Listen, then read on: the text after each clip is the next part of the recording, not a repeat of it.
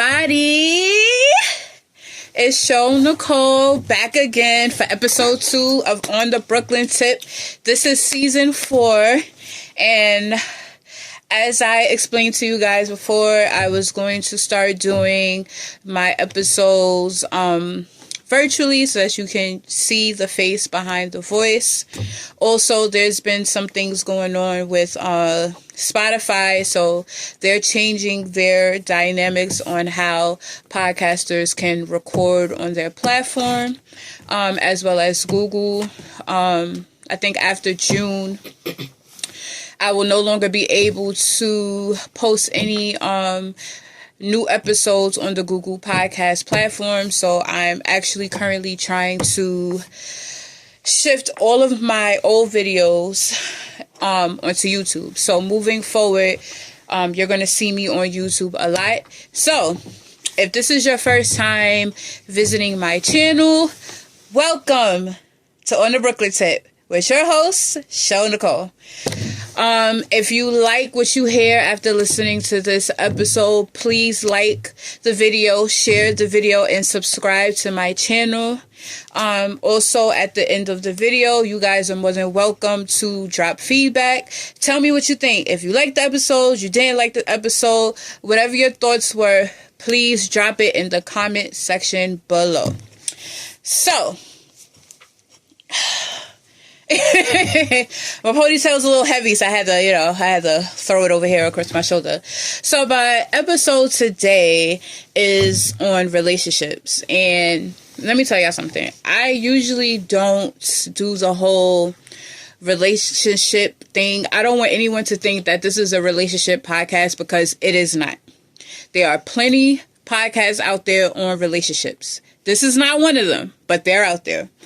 But I wanted to talk about relationships because I see oftentimes that there are so many perspectives and opinions on relationships and how they should go and how they should flow. And if I could be honest, a lot of times I just feel like people have the wrong idea or impression on what relationships are supposed to be. And so I kind of just wanted to go into it. But what really triggered the need for me to do this episode, I was on Facebook scrolling one day, and I came across this video where this young lady was like, how this guy just sent her $30 for lunch.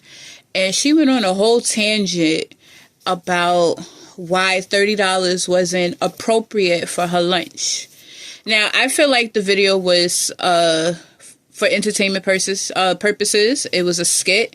That's just my opinion. If it's real, then, okay. But my opinion, I thought it was, for play. But there are a lot of girls and women out there that feel that men are supposed to do these extravagant things off the grip. And I just feel like, what? Like, who told you this? Who told y'all that men were supposed to pay all of your bills or give you money for hair, nails, and all of this upkeep, or send you all of this money for lunch and different things like that? Like, who told you that? So that's what prompted this episode, and we're just going to dive right in.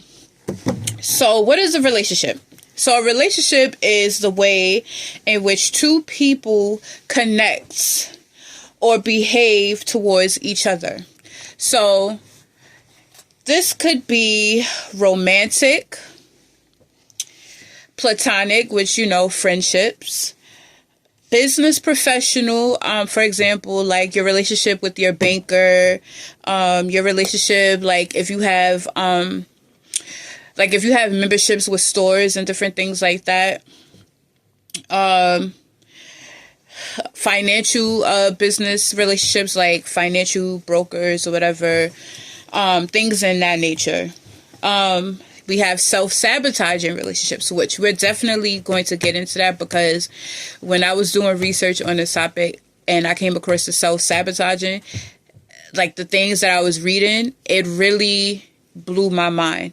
And it opened my eyes also in how I myself was behaving in my past relationship. So we're definitely going to touch base on that. So we have self-sabotaging, situationships, casual relationships, committed relationships, place-based, neighbors, roommates, landlord, tenant, teacher-student relationships, and family relationships. So, romantic relationships involving both emotional and physical intimacy, some level of ongoing commitment, and monogamy. Right?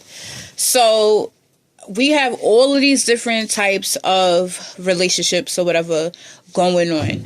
But there are 4 basic types of romantic relationships. So we have dating. Dating is the process of intentionally spending time with someone to get to know them better, have fun together, and enjoy being romantic. Dating can go 2 ways. Long-term relationship, commitment, or just fun without expectations for the future, which is aka casual dating. So let's just talk about dating real quick, because I'm not gonna lie, like when I was a bit younger, like in my 20s, I don't feel like I dated the right way. And what I mean by that is when I would date, I would have my first date, and then the guy would be like, well, yeah, I like you, so you know, you're gonna be my girl or whatever. I never really gave them enough. I'll put it like this. I didn't allow enough time to pass to actually get to know a person, know them, before agreeing to being into a committed relationship. And so oftentimes their true colors started popping out like later on down the line. I'm sitting here like, what's going on? And I had to come to the conclusion like, yo, give yourself enough time to get to know the person before saying yes to being their girlfriend. You know what I mean? So they say that it takes 6 months to a year to get to know someone. I kind of want to call flag on the play, because some people are really good in showing their representative before their true colors come out. So you could be like, I've heard stories where women and men were with their significant others for a certain amount of time, and it was like everything was great, and then one day their real colors started showing. So they was wilding out, like if they had mental issues or they had trauma, this stuff started spilling out into the relationship. If they were like sloppy or not neat, like all of this stuff started playing out in the relationship. So I honestly feel that it doesn't really take 6 months to a year before you get to know someone. I feel like sometimes it could be longer, depending on the person that you're dealing with. I also feel that if you're in the beginning stage, you're in the talking stage of the dating game, right? And you're asking certain questions, I feel like if you pay attention close enough, you'll find out all you need to know about said person before deciding if you want to be in a relationship or not. So I'm going to go a little bit further before I really get into the meat of this episode, because like I said, it's a lot. So I gave you dating, 4 basic types. I gave you dating. So the second one is committed relationships. And pretty much committed relationships, it's 2 people deciding that they're going to date exclusively. It's just going to be me and you. We here. I like you. You like me. I want to see where this is going to go. This is long-term dating. They're trying to see if they could build a future. They're probably thinking marriage, all of those kind of things. So that's committed relationship. Then you have situationships. Y'all know about the situationships, all right? I don't even really have to give a I don't even really got to go into the definition like that, because we know what situationships are, right? But for those that don't know, situationships is a type of romantic relationship that hasn't been explicitly defined, meaning there's no titles. There's no "you're my girl, I'm your boy, we're not bae." There's no titles, right? But defined usually by omission, situationships have the same qualities like committed relationships without the title, can often involve more than one person. So like I said, we already know how situationships go. And oftentimes, and I'm going to put this out there and y'all might take my head off, but as women, we settle for situationships all the time. And we got to stop doing that.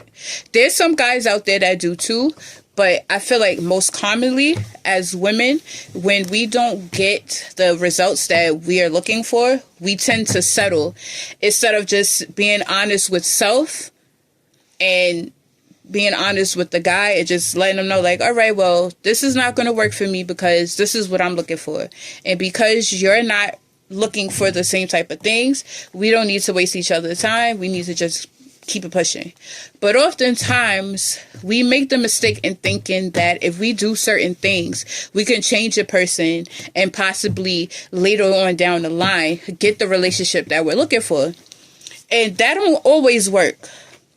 When a guy tells you off the grip, I'm not looking for a relationship, I just want fun and we could just, get to know each other and hang out and all that stuff, they already telling you what it is. They are not interested in putting a title on anything. You are going to be exactly what they're calling it, just fun. I see you when I see you. When I'm feeling lonely, I'll call you, and that's that.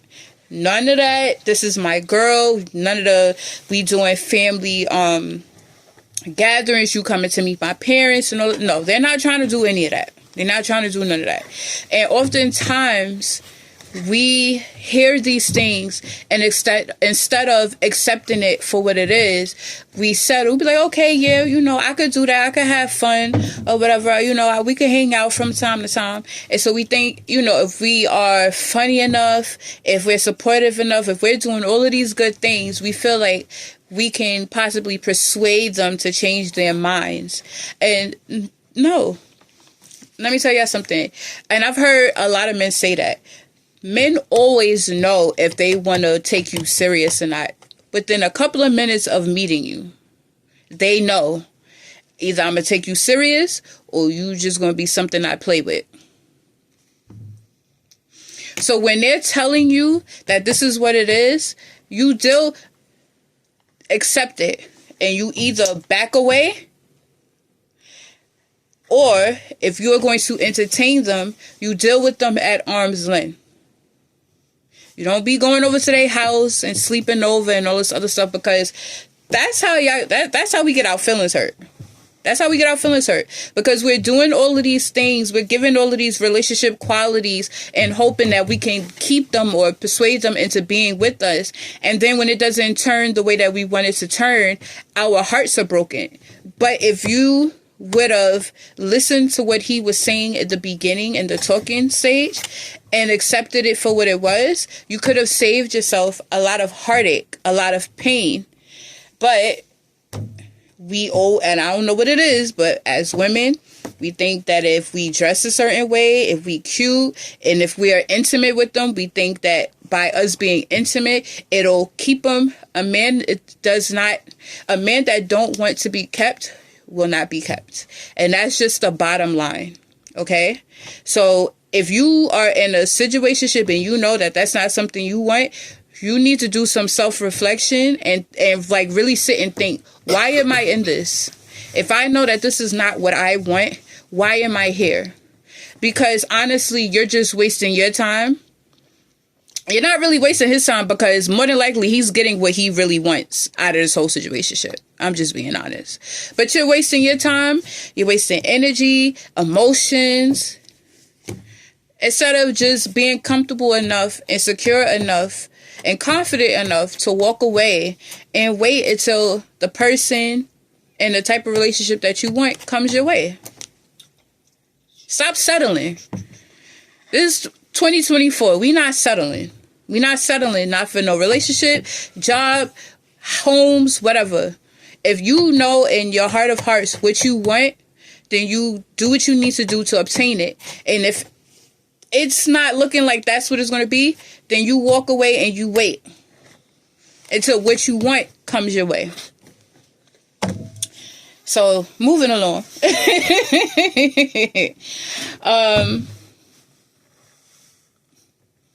All right, so I gave you dating, committed relationships, I gave you situationships, and the next one is casual dating. And casual dating and situationships is pretty much the same thing. Casual dating is like the, I guess, politically correct terminology. But it's just the same thing, you know, casual dating, there's no titles, y'all just getting to know each other to see, you know, if y'all could tolerate each other, if you like each other. Normally with casual dating, you're dating more than one person. You're having a social evening. You're not really being romantically involved or intimate, but in this day and age, we do. Honestly speaking, we really don't know how to date. Honestly, we don't. I'm just putting it out there. And I could honestly say that listening to a lot of people, being around a lot of people and hearing their experiences, we really don't know how to date as a collective. But I'm gonna get there. I'm gonna get to that point soon. So, self-sabotaging relationships. All right. When I started really researching self-sabotaging relationships and what it came with, I honestly saw myself. And this is like what really pushed me into doing this episode, because a lot of us, we self-sabotage our relationships. And it's not just romantic relationships. It's friendships. It's relationships with family. It's relationships with our colleagues. Whatever, we tend to sabotage it. And the deeper I got into it, I started realizing that the common denominator with a lot of it is trauma. So let's get into it. Self-sabotaging, engaging in behaviors either consciously or unconsciously that lead to the end of a relationship. Signs of self-sabotage. Fear. Now, fear has a two-part direction, if that makes sense. So there's either abandonment fear or engulfment fear. So abandonment fear that the person will leave you when you're most vulnerable. So let's say like you ended up losing your job or whatever, for whatever reason, you're down and out, and you're afraid that that person is going to leave you because you can no longer contribute to the relationship like you were before you lost your job. And then you have engulfment. So engulfment is they become so afraid that they lose their identity. They lose who they are.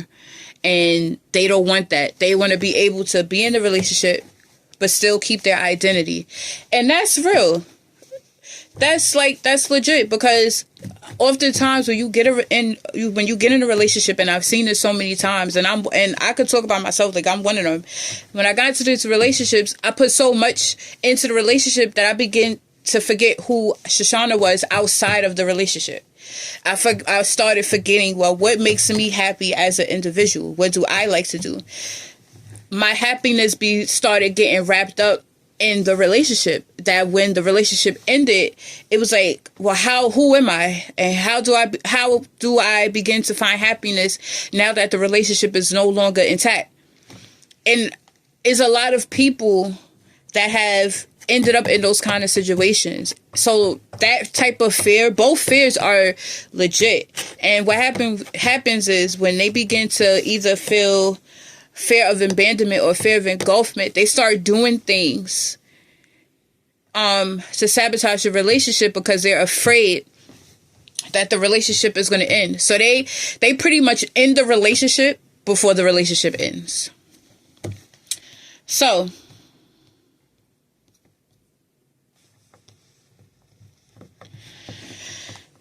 childhood trauma: physical, sexual, emotional. People, okay, so this is one example of childhood trauma.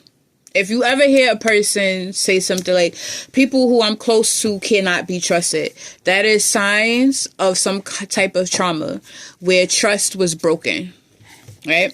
Trust issues often linked to past negative experiences. So, like, let's say they saw their parents cheating on each other, abuse, or they were in previous relationships and the significant other cheated on them. Trust is now broken. And especially if they grew up in a home where the father was always cheating on the mother, or the mother was always cheating on the father, they already have this idea that I can't trust my significant other because they're probably out there cheating and not being faithful.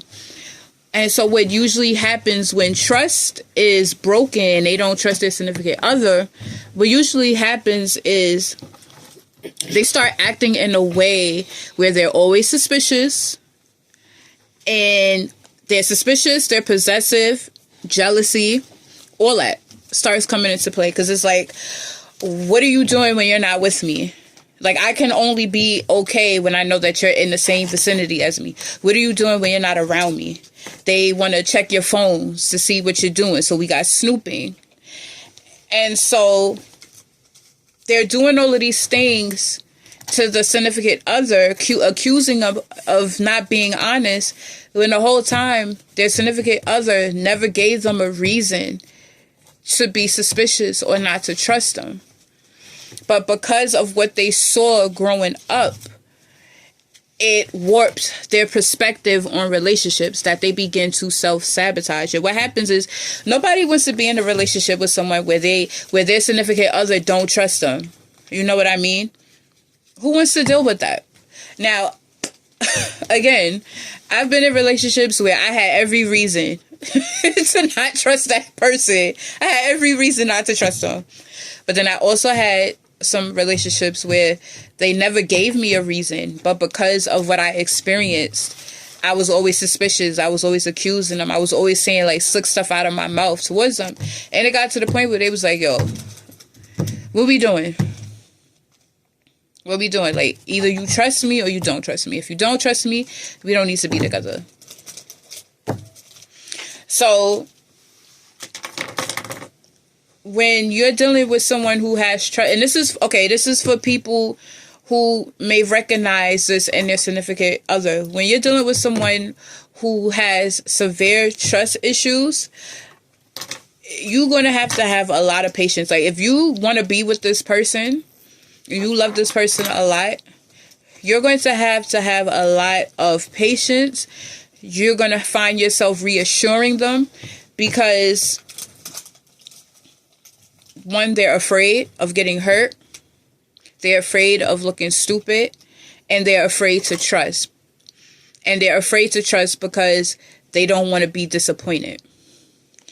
So if you're going to stick with someone that is experiencing those things, I would suggest that they talk to someone, like a therapist, to get help, because that's trauma that needs to be dealt with.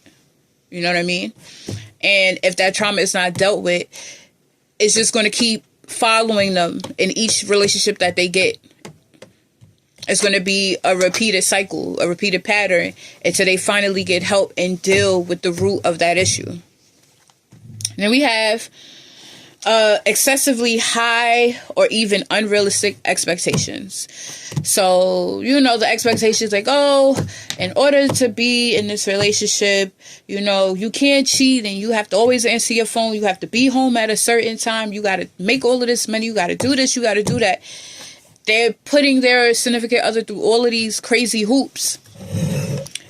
And reality, they know that it's impossible for them to meet those expectations But because of fear, because that's honestly the common denominator here, because of fear, they come up with these crazy expectations. And what happens is when their significant other can't meet them, is like it gives them an excuse to nitpick, to argue, and to eventually break up a relationship that could have worked out. Poor self-esteem. No one wants to be in a relationship with someone that does not have high self-esteem, that's insecure, that's not confident. You're always putting yourself down. You never have nothing positive to say about yourself. After a while, in the beginning, it's like, you know, you're sympathetic towards them because this is someone that you care about. But when it becomes excessive, it's like, it gets to the point where it's like, listen, your negative thinking of yourself is starting to tear me down. And it's even worse when you live with that person. So you're hearing this constantly. And it's like, it's almost like there's nothing that you could do to reassure them or change their mind because they have this poor image of themselves. And that normally happens, something in their life triggered that domino effect, that their self-esteem is shot. And again, it's going to take a lot of patience, love, therapy, forgiveness. Like, it's going to be a lot before they could finally start feeling secure about themselves. Then we have lack of relationship skills. So, you know,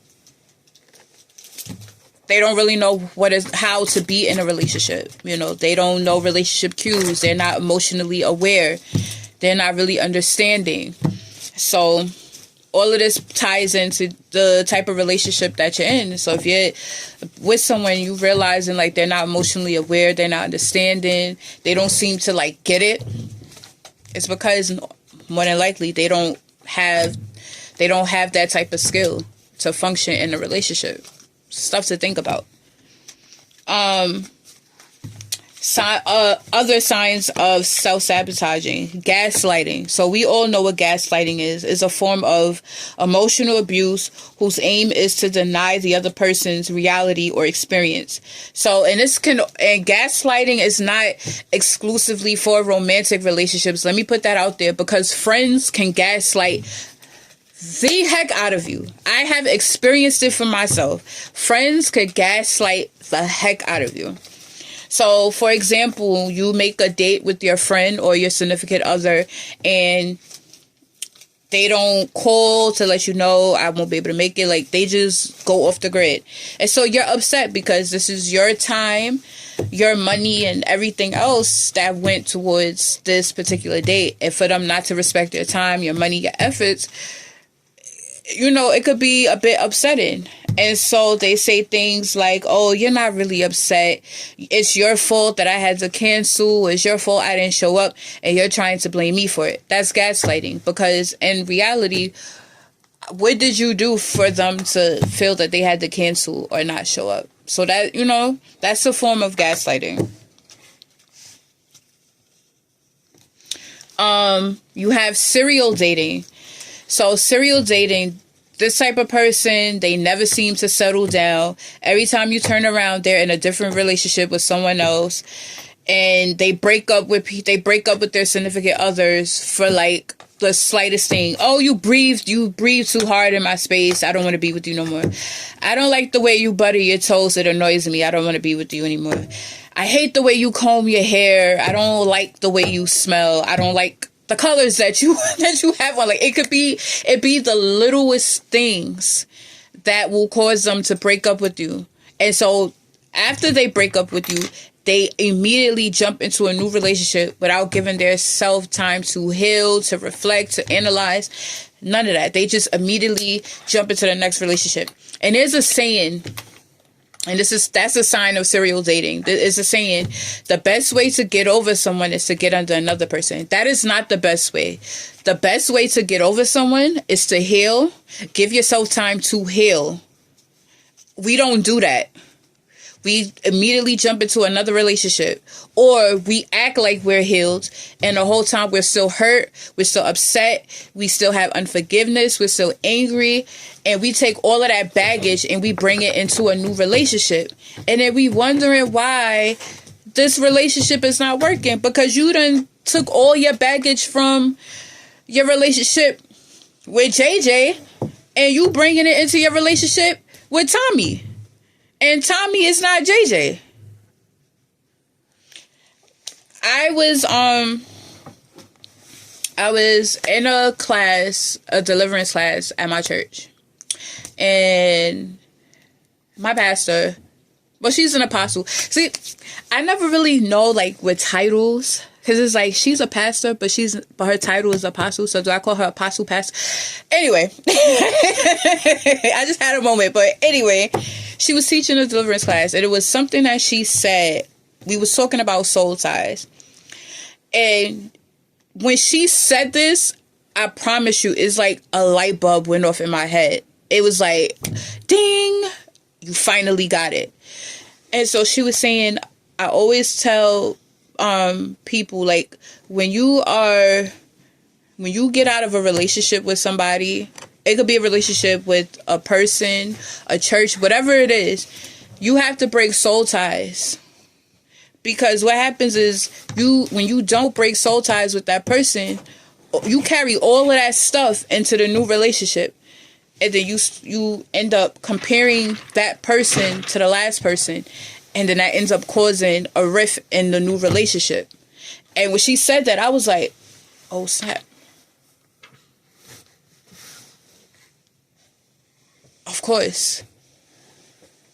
That makes a lot of sense. And it brought me back to a lot of relationships and situationships that I was in. I realized I never gave myself enough time to heal.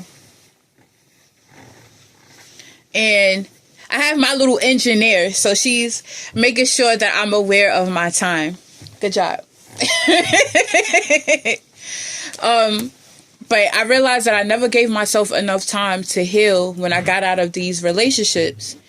And so I would break up and I would give myself a couple of weeks, a month or whatever, I guess until whoever some new guy came along, and I would get into this relationship, but I didn't heal.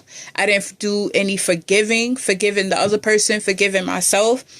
I didn't do no accountability. I didn't self-reflect. I didn't even ask God if I needed to even be in this relationship. That's the main thing. That's the main thing above anything else that I have said so far. We need to be asking God, do I need to be in a relationship with this person? Because he will tell you, no, you don't need to be in a relationship with that person. It will save you a whole lot of time, energy, aggravation, stress, frustration, all of that. But we don't do that. And then we get into these relationships and friendships, and when things go left, we sitting there blaming God like, yo, and the whole time he be giving warnings, he be showing red flags, all of that, and we ignore it. But I just had to put that out there. I didn't do any of those things.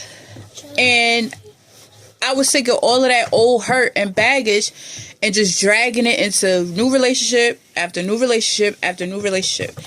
And so when she said that, and it brought me back, and I was like, wow,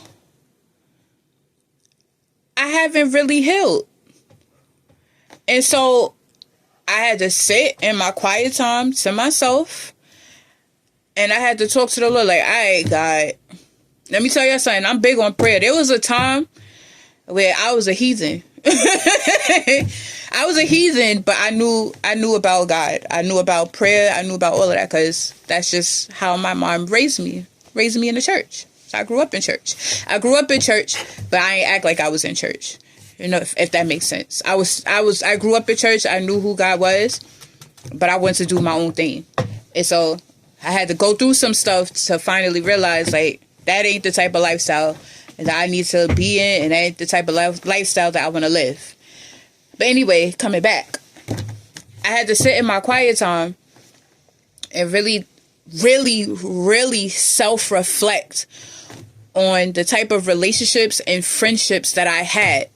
And I had to be honest with myself. Like, I had to really be honest with myself. Like, yo, Shoshana, not for nothing. They did some grimy stuff and yeah, it hurt. But what about you? What did you do? Did you do everything right? Was you always fair? Was you always honest? Like, I had to take some accountability. And let me tell y'all, accountability, y'all. Accountability is a big word for some of us. You know what I mean? Like, we don't like taking accountability. We tell everybody else you need to take accountability. But when it comes to ourselves, bruh. But I had to do that. And I had to also forgive. Not just forgive the other person, but I had to forgive myself because it was like, yo, I was warned. I knew better. And instead of me following and listening to the warnings, I just shrugged it off to the side. And so when I started self-reflecting and I started allowing God to heal me, all of that stuff led me to breaking soul ties. And I'm still breaking soul ties with people. I'm still breaking soul ties with old relationships, with old friendships, even with places and locations. Like, a location could be a soul tie, y'all. I didn't even know that. I didn't know that until my pastor told me. She's like, yeah, a location could be a soul tie. And I was like, what? For real? I had to do it. I had to literally break it, because when you don't break those soul ties, you're bound to repeat the same type of pattern. You know what I mean? And then I had to ask God, why do I keep attracting these type of people? Not just relationship-wise, but friendship-wise. Why I keep attracting people that don't like me? Why I keep attracting haters? Why I keep attracting liars? Why do I keep attracting cheaters, abusers, emotional abusers, manipulators, womanizers? Like, what's in me that keep attracting these kind of people? So when you come out of relationships and you start really dealing with self and allowing yourself to heal, allowing God to heal you, and you start asking those type of questions, he's going to reveal it to you. But, and let me tell y'all this, when he starts revealing those things to you, don't shrug it off. Face it and deal with it so that you could become better than you was before. Right? Moving along, we have jealousy. We already know what jealousy is. In relationships and friendships, they don't want you to be around nobody else but them. They don't like your other friends or whatever. We already know. We got criticism. Excessively overachievers, constantly looking for perfections in their friends and relationships. We are not perfect people, but we can strive for perfection. The only person that was ever perfect and is perfect is Jesus. And we ain't Christ.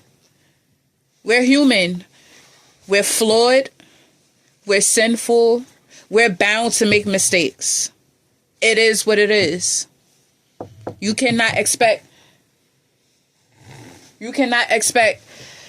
perfection from a human person. It's just, we're just not perfect. It is what it is. And so, yeah. And so as I'm doing all of this research and I'm like asking questions and mine is like, so I was like, well, you know what? I know what the world say about dating. But as a believer, as a Christian, I'm in the world, but I'm not supposed to be of the world. So what does the Bible say about relationships? So I started researching and started reading my Bible and looking up scriptures and Google and all of this stuff to find out the real deal about relationships. So, a couple of scriptures. Now, for those of y'all that ain't never picked up your Bible before, I'm not judging y'all, but now is a good time if you want to follow along or you want to see for yourself. I'm dropping the scriptures. By all means, you could, research it yourself, read for yourself, whatever, and do with this information what you will. I'm just a messenger. I'm just here to share what God gives me and hope and pray that it touch somebody. That's all I'm supposed to do. So, first scripture I have was Mark 10:9. Therefore, what God has joined together, no man put asunder. We all heard that saying before. What God has joined together, let no man put asunder. That is an actual scripture. It's found in Mark chapter 10, verse 9. And basically, what that is whatever who God brings together, nobody's supposed to come between that and try to tear them apart. That's what it is.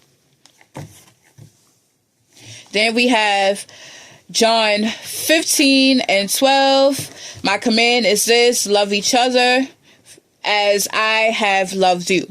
Luke 6:31. Do unto others as you would have done to you. 1 Corinthians 16:14. Do everything in love. 1 Peter 4:8. Most important of all, continue to show deep love for each other, for love covers a multitude of sins. In Ephesians 5:21, submit to one another out of reverence for Jesus Christ. I think that's what that say. I can't read my own handwriting. I write like a doctor. And then I have Ephesians 4:32, be kind to each other, tenderhearted, forgiving one another, just as God, through Christ, has forgiven you. So, as you can see with those scriptures, the common factor is love. In any relationship you go into, family relationships, significant others, friendships, whatever type of relationship, there needs to be love. And unfortunately, a lot of us don't know how to love. We don't know how to show love, and we don't know how to receive love. And oftentimes it's because there's some trauma and some old wounds and things that need to be healed. That's what it is. So, in order for us to be able to show love and receive love, we got to deal with that stuff that has hurt us, that triggered us, that made us feel sad, that broke our hearts. We have to deal with those issues. Forgive the people that did these things to us so that we can get free, so that we can be free to love and free to receive love. Let's see. And remember to break soul ties. Every time you come out of a relationship, break soul ties. I did a episode, the episode 1 on strongholds and soul ties. So if you missed that episode, you could definitely go back. I talk about strongholds and soul ties, generational curses, how to break soul ties. I also talked about positive soul ties, that there are good soul ties out there. So if you need to go back to that episode, it's definitely posted on my channel, and you guys can feel free to get into it and talk about it. But that concludes today's episode on relationships. Be good to each other. Be kind to each other. Be kind to yourself. Show love. Forgive yourself. Be honest with yourself. Because you can't get into a relationship without love. You can't get into a relationship without trust. Because without trust, how is love going to work? It's like it goes hand in hand. So that is all for today. I hope that you guys have gotten something out of my message. Like I said, feel free to comment below in the comment section on what you thought about the episode, if it made sense, if it didn't make sense. Let me know if you need me to elaborate on anything that I said specifically, like if you want me to go deeper with soul ties, if you need me to go deeper with relationships, with the self-sabotaging relationship, like whatever it is. If you have questions, if you have concerns, if you didn't even like this episode, you could put that down there too, like, show, I didn't like this episode. I don't know what you talking about. This wasn't what I signed up for. I welcome all feedback, because at the end of the day, it helps me as a podcaster improve my craft. So, with that being said, this concludes episode 2 of On the Brooklyn Tip. This episode was brought to you by custom personalized tumblers, as you saw me earlier taking a little sippy sip out of my little tumbler. Yes, that's supposed to be me. But if you like to inquire about getting your own personalized tumbler, the link will also be added in the description down below. Feel free to click that link and get you your own personalized tumbler. Once again, this has been another episode of On the Brooklyn Tip. I'm your host, Show Nicole, and we are sending you off with a sweet, sweet melody.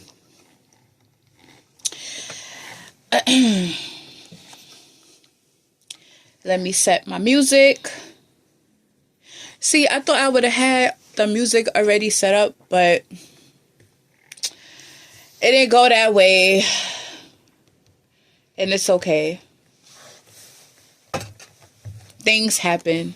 Whatever. Sue me.